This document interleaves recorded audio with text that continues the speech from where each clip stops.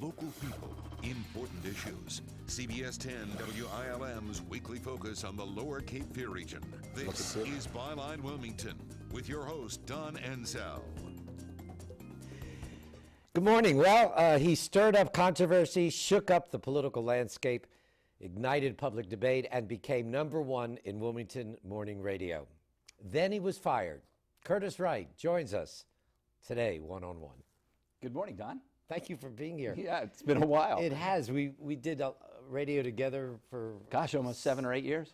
Yeah, and then you went solo, and I hadn't really seen you, but heard you quite a bit. You stirred everything up. And then one day it stopped, and that's what I want to talk about a lot of things, but why don't we start there? What happened the day you parted ways with CCOM? Well, the day I parted ways with CCOM, really parted ways as I see it with Paul Knight, who's the general manager there. He's an employee there. Really, there wasn't much. You were called into the office? I mean, that was basically it. Called in to come after the show, and I was handed 2 pieces of paper, as I said in my press release, one to resign, one to be terminated. That was at the first line of each one was the same. Everything else after that was the same. Each one, the first lines were different. And of course, I picked up the one, being who I am, and said, well, I'm not going to lie to my listeners or to anybody else. I have no intention of resigning. Then I was said, well, then it's the other one. And that was it. And then I was handed another piece of paper with some, employment stuff on it. I mean, we all get, I call them vibes. You had no idea? Oh, yeah. Okay. The vibes, of course, changed, if that's what you're calling it.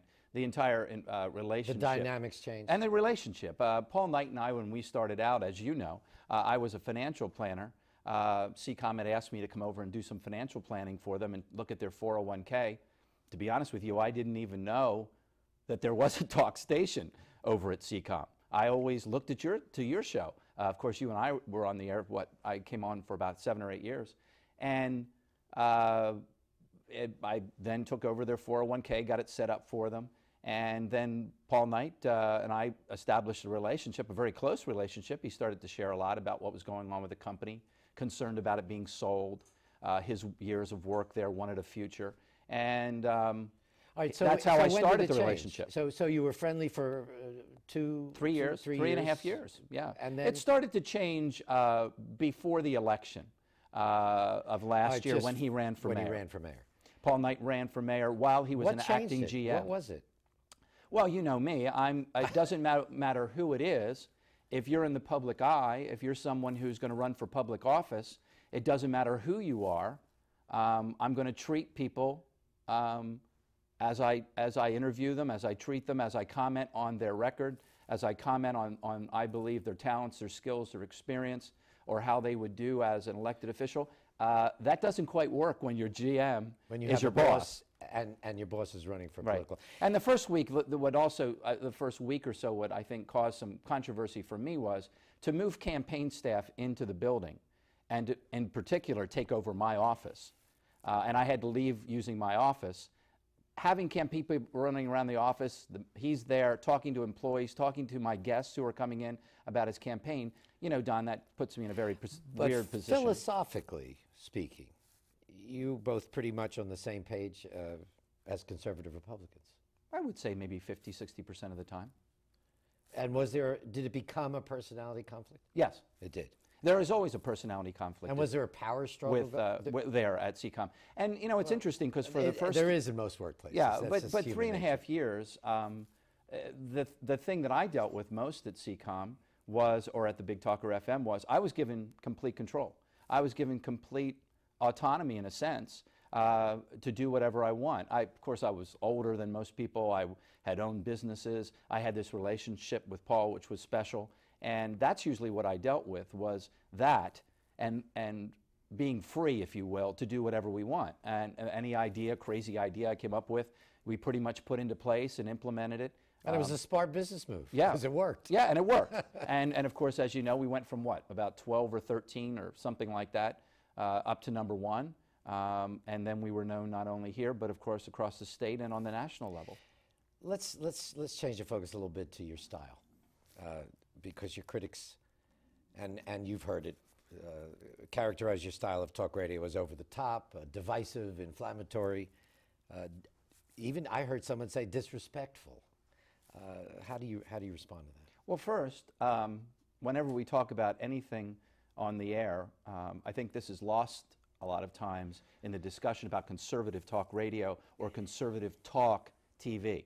And there's a difference between the news and conservative talk radio and conservative talk TV. There's something that's always missing at the beginning of those conversations, so let me get it out there right away. My ratings were #1, clearly, for several books. So the most amount of people, by far, in the morning, I think it was almost 10 times, are listening to me in the morning. So if that many people who were turning on that many radio stations thought, the majority of them thought I was disrespectful, over the top, inflammatory, then nobody be listening to me. Well, but maybe they enjoy it. Maybe that's our taste now. Maybe that's the public taste.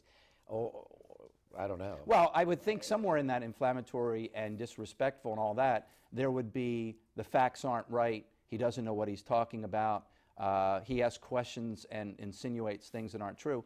Well, of course, that would end pretty quickly, wouldn't it, in the first maybe couple of months? Did you have ratings in mind when you started putting your style together? Absolutely. You did? Absolutely. I said to everybody who came to work with me on the staff, I said, we will be #1. Oh, well, you know, the people would say inside the building, well, you know, it's talk radio, you're in Wilmington, you're not going to get you know, we'll do the best we can. Maybe if we ever get in the top 5, that would be great. I said, no, we're going to be #1.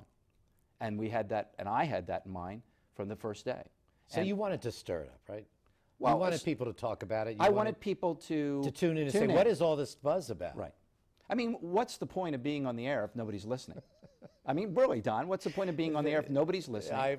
And I think the other thing that you've seen across not only North Carolina, but across the country is people want somebody to finally pull the curtain back and let's have an open and honest discussion. They don't want